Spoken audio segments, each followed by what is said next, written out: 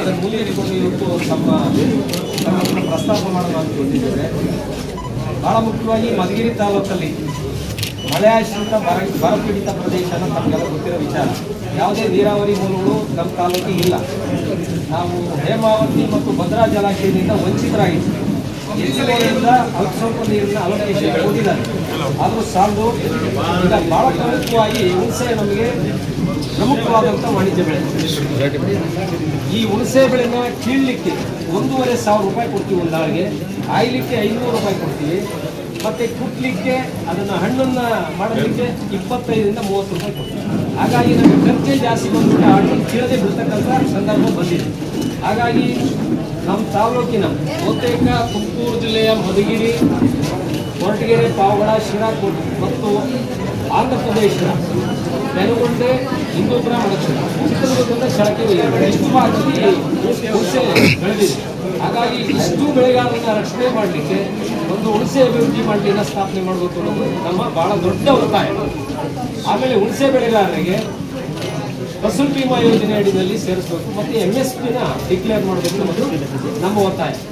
ಎರಡನೇ ವಿಚಾರ, ಹತ್ತಿ ಬೆಳೆಗಾರರು ಸುಮಾರು 2,000ಕ್ಕೂ ಹೆಚ್ಚು ಕುಟುಂಬಗಳು ಹತ್ತಿ ಬೆಳೀತಾ ಇದ್ದಾರೆ. ಕಳೆದ 20 ವರ್ಷಗಳಿಂದ ಜಿಲ್ಲಾಡಳಿತ ಮತ್ತು ತಾಲೂಕು ಆಡಳಿತದ ನೋಡಿನೂ ಸಹ ಅವರ ಅನುಮತಿ ಇಲ್ಲದೆ ಇವರು ಬೀಜಗಳನ್ನ ಕೊಡ್ತಾ ಇದ್ದಾರೆ, ಹತ್ತಿನ ಬಳಸ್ತಾ ಇದ್ದಾರೆ, ಅನಧಿಕೃತವಾಗಿ ಉತ್ಪಾದನೆ ಮಾಡಿ ರೈತರಿಗೆ ಮೋಸ ಮಾಡ್ತಾರೆ. ಯಾವ ರೀತಿ ಮೋಸ ಅಂದರೆ, ಹತ್ತಿ ತೂಗಬೇಕಾದ್ರೆ 1 ಕ್ವಿಂಟಾಲ್ 7 kg ತೂಗ್ತಾ ಇದ್ದಾರೆ, ಬೀಜ ತೂಗಬೇಕಾದ್ರೆ 1 ಕ್ವಿಂಟಾಲ್ 7 kg ತೂಗ್ತಾ ಇದ್ದಾರೆ, ಮತ್ತು ಜಿನ್ನಿಂಗ್ ಬೀಜನ 1 ಕ್ವಿಂಟಾಲ್ಗೆ 350 ಗ್ರಾಮ್ ಹೆಚ್ಚಿಗೆ ತೂಗ್ತಾರೆ. ಟೋಟಲಿ 5 ಕೋಟಿ ರೂಪಾಯಿ. ನನಗೆ ಕೃಷಿ ಇಲಾಖೆ ಲಕ್ಷ ಕೊಟ್ಟ ಪ್ರಕಾರ 5 ಕೋಟಿ ರೂಪಾಯಿ ದೋಖ ಆಗಿದೆ ಮಧುಗಿರಿ ತಾಲೂಕಿನ ಹತ್ತಿ ಬೆಳೆಗಾರರಿಗೆ. ಅದರಲ್ಲೂ ಶಿರಾ ತಾಲೂಕು ನಮಗೆ 4 ಪಟ್ಟು ಬೆಳೀತಾರೆ. ಅವರಿಗೆ ಬಹಳ ದೊಡ್ಡ ಮೋಸ. ತಾವು ಹಿಂದಿನ ವರ್ಷ 7ನೇ ತಿಂಗಳಲ್ಲಿ ತಾವೊಂದು ಸಭೆನ ಮಾಡಿದ್ದೀವಿ. ಸಭೆಯಲ್ಲಿ ಕೆಲವು ಸಭಾ ನಿರ್ಣಯಗಳನ್ನು ಮಾಡಿದ್ದೀರಿ. ಅದನ್ನು ಅಮೆಂಡ್ ಮಾಡೋದಕ್ಕೆ SAPನ ಜಾರಿ ಮಾಡಿಸಬೇಕು ಅಂತೇಳಿ CDAC ಪಾಲಿಸಿನ ಸರ್ಕಾರಕ್ಕೆ ತಾವು ಕಳಿಸಿದ್ದಾರೆ. ಅದನ್ನು ಕೃಷಿ ಇಲಾಖೆಗೆ ನಾನು ಬೇಡ್ಕೊಂಡಿದ್ದೀನಿ. 2-3 ಬಾರಿ ಹೋಗಿ ಮಾರುಕಟ್ಟೆ ಡೆಪ್ಟಿ ಡೈರೆಕ್ಟರ್ಗೆ ಕೇಳ್ಕೊಂಡಿದ್ದೀವಿ, ಮತ್ತು ತೂಕ ಮತ್ತು ಅಳತೆ ಕಚೇರಿಗೆ ಹೇಳಿದ್ದೀವಿ. ಯಾರೂ ಸಭೆ ಮಾಡಿಲ್ಲ. ನಮ್ಮ ರೈತರಿಗೆ ನೇರವಾಗಿ ಯಾವ ಇಲಾಖೆಯವರು ಬಂದಿಲ್ಲ. ಆ ಕಾರಣ ತುರ್ತಾಗಿ ರೈತರಿಗೆ ಆಗಿರ್ತಕ್ಕಂಥ ಮೋಸನ ತಪ್ಪಿಸಬೇಕು. ಏನೀಗ ಅತಿ ಹೆಚ್ಚುವರಿಯಾಗಿ ಹೋಗಿರ್ತಕ್ಕಂಥ ಚೀಟಿ ಕೊಟ್ಟಿದ್ದಾರೆ. ಅವರು 7 kg ಹೆಚ್ಚು ತಗಿದ್ದೀವಿ, 7 kg ಬೀಜನೂ ಹೆಚ್ಚು ತಗಿದ್ದೀವಿ ಅಂತ ಹೇಳಿದ್ದಾರೆ. ಆ ಚೀಟಿಗಳನ್ನೇ ತಾವು ಮಾನದಂಡವಾಗಿ ತಗೊಂಡು ಆ ದುಡ್ಡನ್ನು ವಾಪಸ್ ಕೊಡಿಸ್ಬೇಕು ಅನ್ನೋದು ಭಾಳ ಪ್ರಮುಖವಾದಂಥ ಒತ್ತಾಯ. ಆಮೇಲೆ ಅಗ್ರಿಮೆಂಟ್ಗಳು ಕೊಡಿಸ್ಬೇಕು. ವಿತೌಟ್ ಅಗ್ರಿಮೆಂಟ್ ನಾವು ರೈತರು ಬೆಳೆದ ತಪ್ಪಾಗುತ್ತೆ. ಆ ಕಾರಣಕ್ಕೆ ತಾವು ತಮಗೆಲ್ಲ ಗೊತ್ತಿದೆ, ಮತ್ತೊಂದು ಮೀಟಿಂಗ್ ತಾವು ಕರಿಬೇಕು. JD ಮತ್ತು DD ಅವರ ತಮ್ಮ ಅಧ್ಯಕ್ಷತೆಯಲ್ಲಿ ಅವ್ರನ್ನ ಕರೆದು ತಾವು ಈ ಸಮಸ್ಯೆನ ಬಗೆಹರಿಸಬೇಕು. ಎರಡನೇದು. ಮೂರನೇದು, ನಮ್ಮ ಪ್ರದೇಶದಲ್ಲಿ ಸಿರಿಧಾನ್ಯಗಳು, ದ್ವಿದಳ ಧಾನ್ಯಗಳು, ಶೇಂಗಾ ಜಾಸ್ತಿ ಬೆಳೀತಾ ಇದ್ವಿ. ಈಗ ಮಳೆ ಅಭಾವದಿಂದ ಸಂಪೂರ್ಣ ನಾಶ ಆಗಿದೆ, ಬೆಳೆ ಬಿಟ್ಬಿಟ್ಟಿದೆ. ಈಗ ನಮಗೆ ಪ್ರಮುಖವಾದ ಬೆಳೆ ಅಂದರೆ ಹತ್ತಿ ಒಂದು, ಬೇರೆ ಇನ್ನೇನೂ ಇಲ್ಲ. ಅದನ್ನು ಬೆಳೆದರೆ ನಮಗೆ ಆದಾಯ, ಬೆಳೆಯಿಲ್ಲ ಅಂದರೆ ಇಲ್ಲವೇ ಇಲ್ಲ. ಆ ಕಾರಣಕ್ಕೆ ಹತ್ತಿ ಬೆಳೆಗಾರನ ರಕ್ಷಣೆ ಮಾಡಬೇಕು. ಭಾಳ ಪ್ರಮುಖವಾಗಿ ಬೆಸ್ಕಾಂ ಇಲಾಖೆಯಿಂದ ಇಂಧನ ಸಚಿವರು ಒಂದು ಹೇಳಿಕೆಯನ್ನು ಕೊಟ್ಟಿದ್ದಾರೆ. ಯಾರು ಅಕ್ರಮ ಸಕ್ರಮವಾಗಿ ಕೊಳವೆ ಬಾವಿಯನ್ನು ಕೊಡಿಸಿ ಅಕ್ರಮವಾಗಿ ನೀವು ಸಂಪರ್ಕ ಪಡೆದಿದ್ದೀರಿ, 3 ತಿಂಗಳೊಳಗೆ ತಾವು ಅಧಿಕೃತವಾಗಿ ಲೈನು, ಕಂಬ, ವೈರು, ಟ್ರಾನ್ಸ್ಫಾರ್ಮರ್ಗಳನ್ನು ಅಳವಡಿಸಿಕೊಂಡು ಆರಾಮ ತಗೋಬೇಕು ಅಂತ ಹೇಳಿದ್ದಾರೆ. ನಾವು ರೈತ ಸಂಘಟನೆ ಭಾಳ ಪ್ರಬಲವಾಗಿ ನಡೆಸ್ತಾ ಇದೆ, ಇಡೀ ರಾಜ್ಯದಲ್ಲಿ ಕಳಿಸಿದೆ. ಅದನ್ನು ವಾಪಸ್ ತಗೋಬೇಕು. ಯಾಕೆಂದರೆ ನಾವು ಮಳೆ ಆಶ್ರಿತ ಪ್ರದೇಶದವರು, ನಮಗೆ ಯಾವುದೇ ಆದಾಯದ ಮೂಲಗಳಿಲ್ಲ. ತುಮಕೂರು ಜಿಲ್ಲೆ 4 ತಾಲೂಕುಗಳಿಗೆ ವಿಶೇಷವಾದಂಥ ಆದ್ಯತೆಯನ್ನು ನೀಡಬೇಕು. ಶಿರಾದಲ್ಲೂ ಬಯಲುಸೀಮೆ ಪ್ರದೇಶ, ಪಾವಗಡ, ಮಧುಗಿರಿ, ಕೊರಟಗೆರೆ 4ಕ್ಕೂ ವಿಶೇಷವಾದ ಆದ್ಯತೆಯನ್ನು ನೀಡಬೇಕು. ವಿಶೇಷವಾದ ಅನುದಾನವೂ ಸಹ ಸರ್ಕಾರ ಬಿಡುಗಡೆ ಮಾಡಬೇಕು ಅನ್ನೋದು ನಮ್ಮ ಒತ್ತಾಯ. ಯಾವುದೇ ಕಾರಣಕ್ಕೂ ನಾವು TC ಹಾಕ್ಸ್ಕೊಳ್ಳೋ ಶಕ್ತಿ ನಮಗಿಲ್ಲ. ಈಗ ಪಂಪ್ ಸೆಟ್ಗಳು ನಿಂತೋದ್ರೆ ನಮ್ಮ ಜೀವಗಳು ಹೊರಟೋಗುತ್ತೆ. ಯಾಕೆಂದರೆ ಅವೇ ಒಂಚೂರು ಏನೋ ಆಧಾರ. ಆಮೇಲೆ ಇರಬರ ಜನ ಎಲ್ಲ ನಮ್ಮಲ್ಲಿ ಕೂಲಿ ಮಾಡಿ ಜೀವನ ಮಾಡ್ತಾರೆ. ಹಾಗಾಗಿ ನಮಗೆ ಸರ್ಕಾರದ ವತಿಯಿಂದಲೇ, ಬೆಸ್ಕಾಂ ವತಿಯಿಂದಲೇ TC ಹಾಕಿಕೊಡ್ಲಿ, ಹಿಂದಿನ ಅಕ್ರಮ ಸಕ್ರಮ ಯೋಜನೆಯನ್ನು ಮುಂದುವರಿಸಬೇಕು. ಇದು 4ನೇ ಒತ್ತಾಯ. 4ನೇದು, ಎತ್ತಿನ ಹೊಳೆ ಯೋಜನೆ ತುರ್ತಾಗಿ ಈ ವರ್ಷದಲ್ಲಿ ಆಗ್ತದೆ. ಅದು ಸಾಕ್ತಾ ಇದೆ. ಇದನ್ನು ಬಜೆಟಲ್ಲಿ ತಂದಿದ್ದಾರೋ ಇಲ್ಲೋ ಗೊತ್ತಿಲ್ಲ ನಮಗೆ. ಈಗ ತುರ್ತಾಗಿ ಈ ವರ್ಷದೊಳಗೆ ಎತ್ತಿನ ಹೊಳೆ ನೀರನ್ನು ಬಿಡಬೇಕು. ನಾವು ಹೇಮಾವತಿ ಮತ್ತು ಭದ್ರಾ ಜಲಾಶಯದ ಸುಮಾರು 50 TMC ನೀರು ಮಧುಗಿರಿ ಕೇಳೇ ಇಲ್ಲ. ಈ ಭಾಗದ ಶಾಸಕರು ಆ ಸಂದರ್ಭಗಳಲ್ಲಿ ಕೇಳೇ ಇಲ್ಲ.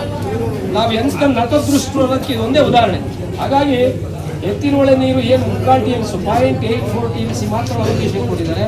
ಇದನ್ನು 2 TMC ಹೆಚ್ಚುವರಿ ಮಾಡಬೇಕು ಕೊರಟಗೆರೆಗೆ ಮತ್ತು ಮಧುಗಿರಿಗೆ. ಈಗಾಗಲೇ ಪಾವಗಡಕ್ಕೆ ಭದ್ರಾದ್ದು ಕೊಟ್ಟಿದ್ದಾರೆ, ಎತ್ತಿನೊಳೆದು ಕೊಟ್ಟಿದ್ದಾರೆ, ಶಿರಾಕ್ಕೆ ಹೇಮಾವತಿದು ಕೊಟ್ಟಿದ್ದಾರೆ, ಎತ್ತಿನೊಳೆದು ಕೊಟ್ಟಿದ್ದಾರೆ. ಹಾಗಾಗಿ ಎತ್ತಿನೊಳೆದಲ್ಲ ಹೇಮಾವತಿ. ಹಾಗಾಗಿ ನಮಗೆ 2 TMC ನೀರಿನ ಹಂಚಿಕೆಯನ್ನು ಹೆಚ್ಚುವರಿ ಮಾಡಬೇಕು ಅಂತಕ್ಕಂಥದ್ದು ಮತ್ತೊಂದು ಒತ್ತಾಯ. ಎಲ್ಲಕ್ಕಿಂತ ಮುಖ್ಯವಾಗಿ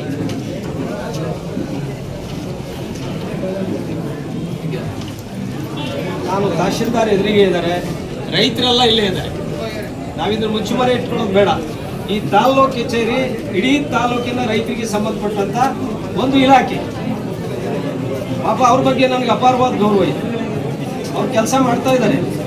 ಅವರ ಕೆಳಗಿನ ಅಧಿಕಾರಿಗಳು ಕೆಲಸಗಳು ಮಾಡ್ತಾರೆ.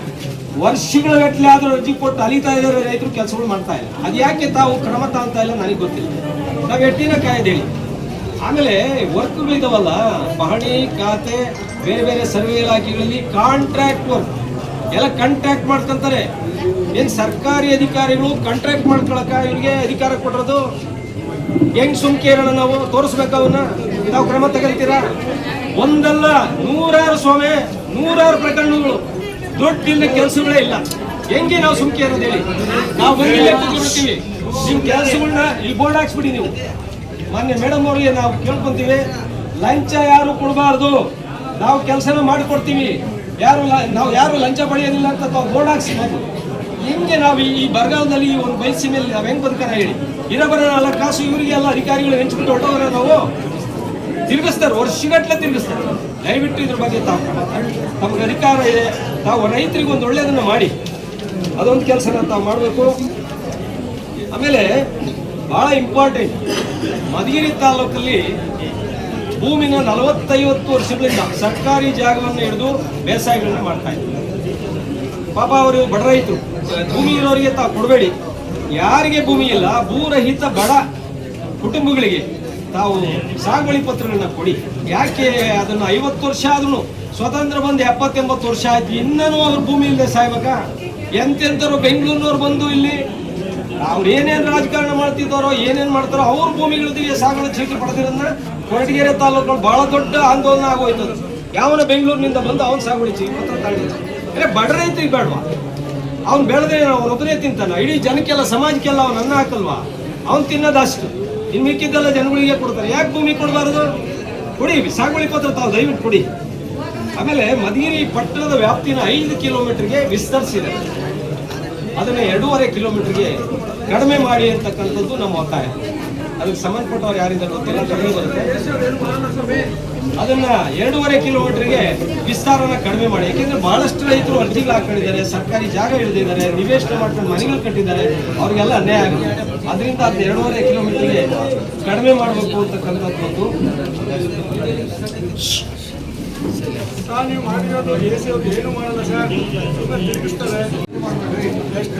ಈ ಜಿಲ್ಲೆಯಲ್ಲಿ ಇದೇನು ಬೋರ್ವೆಲ್ ಮೆಟೀರಿಯಲ್ಸ್ ಚಾರ್ಜ್ ಜಾಸ್ತಿ ಆಗಿದೆ ಅಂತಕ್ಕಂಥ ಮಾನದಂಡನ ಹೊಂದಿಟ್ಕೊಂಡು 90 ರೂಪಾಯಿ ಒಂದು ಅಡಿಗೆ ಇದ್ದಿದ್ದು ಇಲ್ಲಿವರೆಗೆ, ಅಂದ್ರೆ ಹಿಂದಿನ ತಿಂಗಳವರೆಗೆ 90 ರೂಪಾಯಿ ಕೊರಿತಾ ಇದ್ರು ನಮಗೆ ಪ್ರಥಮದಲ್ಲಿ.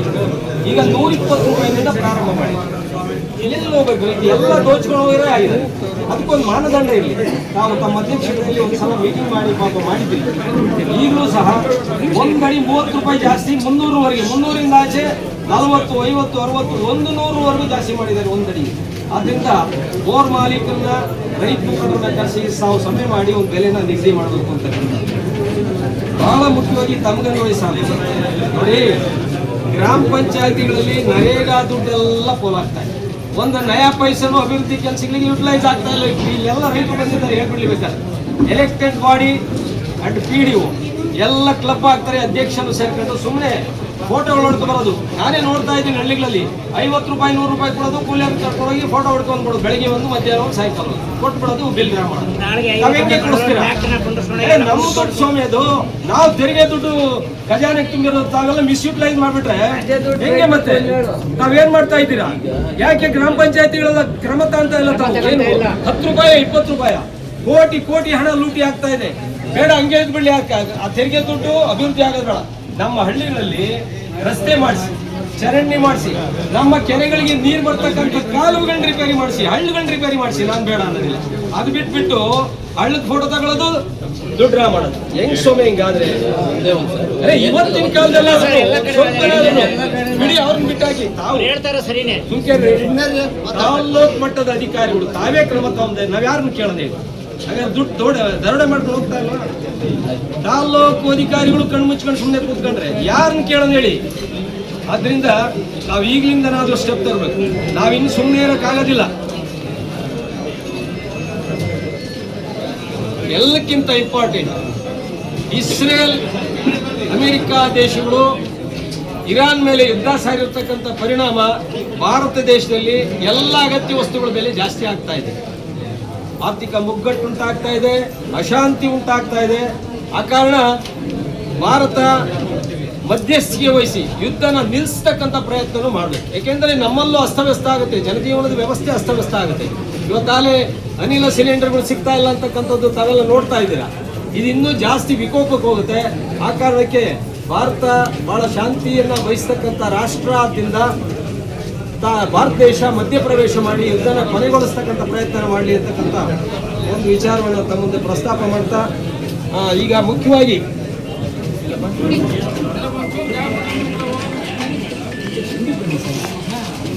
ಇಷ್ಟು ವಿಚಾರಗಳನ್ನ ಮೇಡಮ್ ಅವ್ರ ಮುಂದೆ ಇಟ್ಟಿದ್ದೇವೆ. ತಾವು ದಯಮಾಡಿ ಇದನ್ನ ಹಗುರವಾಗಿ ತಾಬಾರದು. 2 ಸಭೆಗಳನ್ನ ಮುಖ್ಯವಾಗಿ ಮಾಡಿಸಲೇಬೇಕು. ಹತ್ತಿ ಬೆಳೆಗಾರರ ಸಭೆ, ಬೋರ್ವೆಲ್ ಬೆಳೆಗಾರರ ಸಭೆ. ನಮಸ್ಕಾರ.